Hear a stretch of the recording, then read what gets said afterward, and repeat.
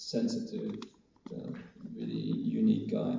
And sometimes it took us a long, long time to find stuff. You know, there were like 2 or 3 moments in the film where it had to be so almost delicate, you know, that you could almost not hear, like just a whistle. And it took a long time to get to that. I understand, and I think that that's probably the one moment where you really feel most alchemistic, like trying to create something valuable. Like when you put the image and the music together, that's really a chemistry moment. And I think there's also some danger in it because you know, it's very tempting because they go so well together. You can almost, like, you would be amazed how much music goes with a lot of images, and something happens in our mind and maybe in our souls that we always make them dance, that we always create meaning within that, or soulfulness. So it's also very tempting because it's also a little drug, you know, that helps you along the way through all the fear and of hoping that this might work. And I personally, I like to show my composers the film, and in a perfect world sometimes, right after that, I would like to take it away again, because I want them just to make music. And sometimes I'm afraid if they would just make music to the image that they're happy too early, you know, because it's always great. You start an image, and even if you're not a musician, you can just strum a guitar, and there's some magic right there.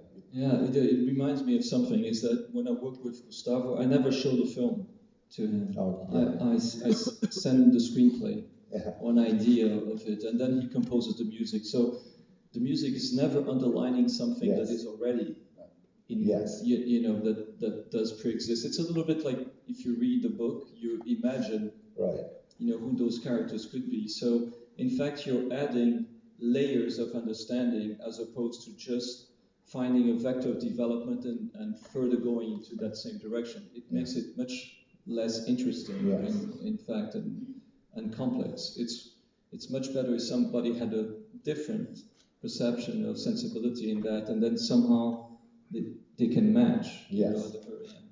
Well, Walter, I'd like to show the final extracts we have from your work, which in a way is the ultimate compliment. It's one great filmmaker making a film about another great filmmaker.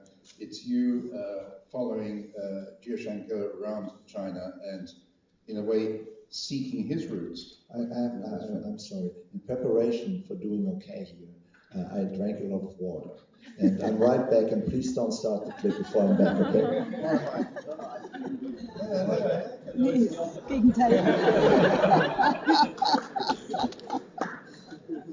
It's the reverse angle of drinking, yes. I saw the empty bottle.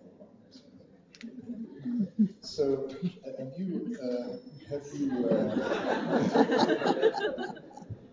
did you go to, did you spend months in China, weeks? How long did it take to do that film? When I first was in the Berlinale, it's interesting that we're here because, you know, this whole passion for Jiashanke's film started in 1998. I was here with Central Station, and he was here with Pickpocket, Xiao Wu, his first film. I don't know if, has anybody seen Xiao Wu here? Guys, what a pleasure. You're going to see a great film. Pickpocket, yes. And I saw that film and I was floored by, you know, the unique sensibility and the really sensorial perception that was in that film. He was following a young pickpocket robber in the northeastern part of China, where he comes from. He comes from the Shanxi region, which is very... It was good performance, very fast. So you're deprived of that now. I'm sorry. Yes. Was talking about how I met Jiashanke, and his first film was screened here. When my second film was screened here, Central Station, his first film was named Pickpocket, in homage to Robert Bresson's classic film, and it follows a young man robbing, how do you say that, money from people's trousers in that part of China. And I was struck by how he used silence, but also space and geography in his films, in that film. And then I started to follow his work. Second film is about a theater group, young group, that in the 80s and into the 90s, for 10 years, you see the progression of that group, who starts as a Maoist theater group and ends up as a hip-hop group 10 years later. So the film got to me in so many ways. First, the crisis of the characters had to do with the crisis of a whole country that was abandoning one form of liturgy, the Maoist liturgy, but embracing the market liturgy. And that film mirrored that perfectly.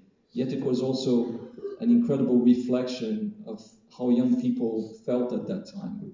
And it was shot in northern China, but it had to do with Brazil as well, strangely, because of globalization. Of course, everything looked a little bit the same. And then Still Life, a film that won the Venice Film Festival in 2006, was also like an amazing discovery. And I got to interview him at the Mostra de São Paulo International São Paulo Festival in 2007, and he was such an incredibly talented artist to express himself as well, that I said, okay, let's do.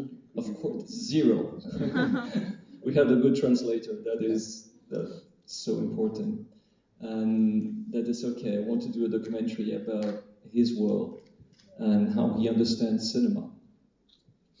I actually love films about cinema done by filmmakers, like Wim Wenders' film about Ozu, Tokyo Ga. It's such a pleasure to see that. And I tried to do this with the filmmaker I mostly admire today, which is Xia Zhangke. So there are a few clips of that. And one of them has a lot to do with the state of space today. I don't know if we're starting with this. And then there are two about directing that I thought was interesting to share. Okay, can we have those